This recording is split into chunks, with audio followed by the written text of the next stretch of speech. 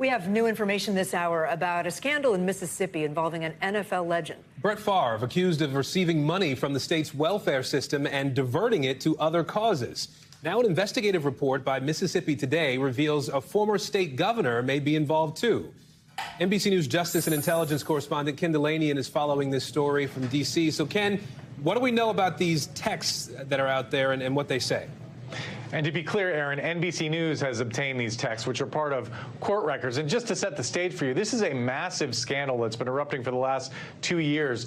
As much as $80 million in federal welfare money intended for poor women and children were diverted to a number of projects, including some $8 million to projects involving Brett Favre. And Favre has always said that he never knew this was welfare money, but these newly released text messages show how deeply involved he was in lobbying the state's then Republican governor, Phil Bryant, to try to get this money for projects including a volleyball facility at the University of Mississippi where Favre's daughter was playing the sport. We spoke to an attorney who was employed by the state trying to sue to get some of the money back and was fired when he sent out a subpoena for information about this volleyball facility. Take a listen to what he had to say.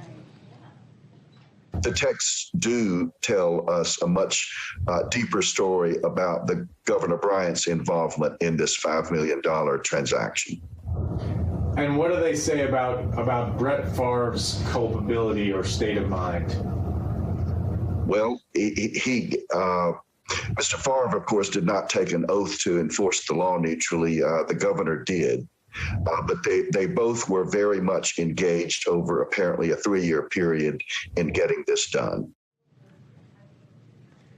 And ultimately, they did get the money for that volleyball facility for $4 million, guys. So, Ken, what's next here? I mean, how could these texts be used by investigators?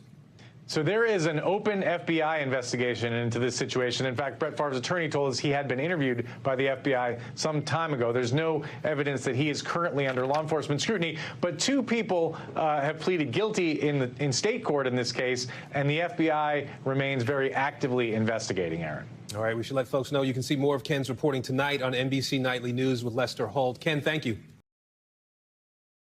Thanks for watching our YouTube channel. Follow today's top stories and breaking news by downloading the NBC News app.